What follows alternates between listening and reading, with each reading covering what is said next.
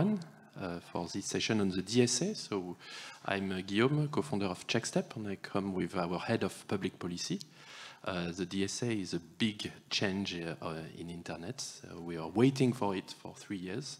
Actually, we created this company to help online platform, and when we realized that the DSA was coming, that regulation on online harm was coming, we created this company, starting by enforcing, using AI to enforce terms and conditions, but there is much more like behind it.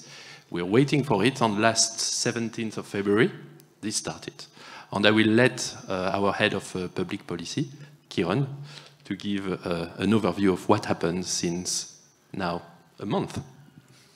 Yeah, so it's only been a month since the DSA was enforceable, but if for smaller companies, but if we look towards the VLOP, so I have to check my numbers, there's been 35 requests for information from the VLOPs already. A really interesting trend was, really interesting trend in the beginning was they were asking for information about risk assessment. So how did you understand the risks that your platforms presented? The majority of the first requests were for copies of risk assessments. The later requests, there's a trend around generative AI. It's like they flicked a switch and decided that generative AI was the problem, so began asking questions about that. What's interesting for us is we support the mid-size platforms. So we're looking at where the Commission are focusing, what the Commission are looking at, and then we can use common sense to translate that over to the mid-market. So we'll talk in a little while about how our platform is built. So if you want to move to the next slide. Step supports a DSA process. So we have a DSA solutions toolkit that has statement of reasons, that has appeal workflow, that has transparency reporting built in.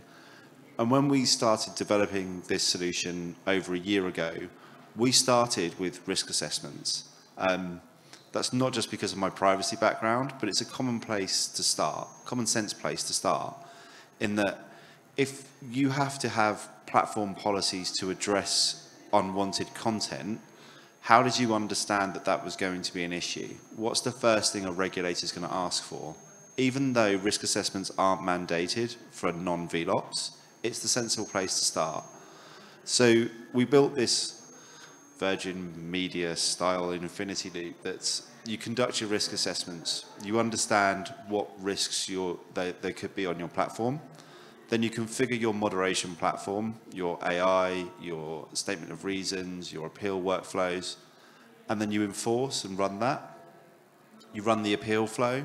You can see in real time what's actually happening. So from your risk assessments and your policies, are you catching enough of that bad type of content? Is there a sudden spike in content? Why is that spike happening? What's going on? Then that data is captured and produced into your transparency reports, and then that gives you an overview to start evaluating how effective it is. What did you say in your risk assessments? Are those risk assessments true? Do those policies hold up? And is that AI doing its job of detecting content? And are humans doing their job? So what are regulations focused on? So the DSA, unlike the OSA in the UK where we're from, is actually really neatly organised in that they have stacked the requirements. So the one thing that regulators can really focus on at this level of maturity or immaturity, depending on how you want to look at things, is the transparency. Do you have published policies that say what you do and don't allow? Do you have the named contact?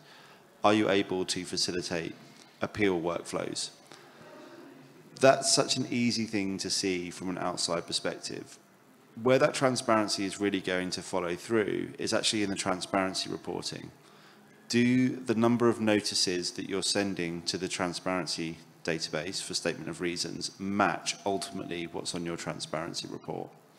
This is something that I'm hitting so hard because it's such an easy thing to solve, but it's going to be such a red flag for any DSC, is to be able to see you've sent 5,000 statement of reasons to the transparency database over the last 12 months, but your transparency report only has 3,000 on there.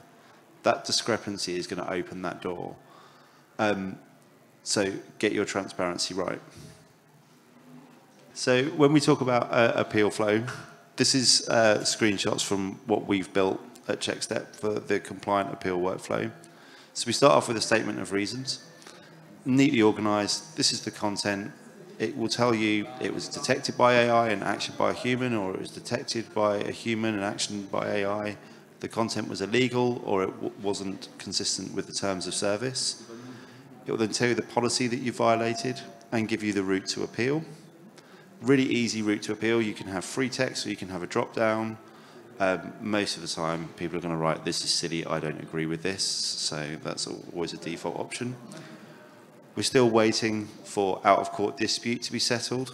Once there is, there'll also be a link to out-of-court dispute. But we want to make the appeal frictionless because we don't want people to needlessly go to out-of-court, because if they win, you'll end up paying their costs. So you make the appeal flow as easy as possible. And then they get their final notice in response to say, this content was good, we made a mistake, or this content was bad, and we were right first time. Okay. So there are many ways you can solve this problem. The first approach is to build the DSA yourself, which means that you need to hire data scientists, build your AI model, and flag your terms and conditions, and follow all this process. A lot of companies took this route because they had a system in place and improved their system. The second one is to use a tooling. So CheckStep is one of the possibility where we centralized all your content moderation operations. So it means all the data, it's sort of CRM or HubSpot for content moderation. All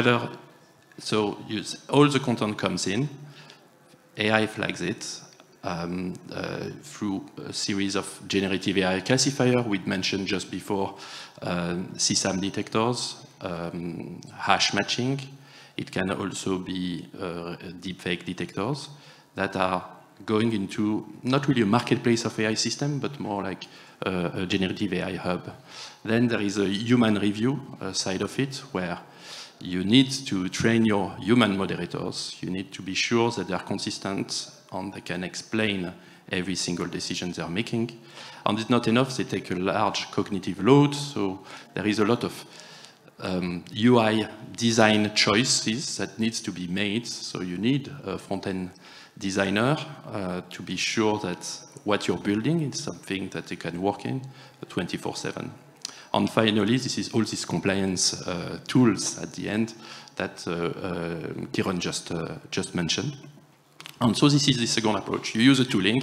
If you want to speak to us, that's great. And the final approach is also related to that. It's to use just a plugin system that would plug into your own content moderation operations. This is an approach that has been taken by a few companies, such as Trust Lab. And that's all. Thank you for listening.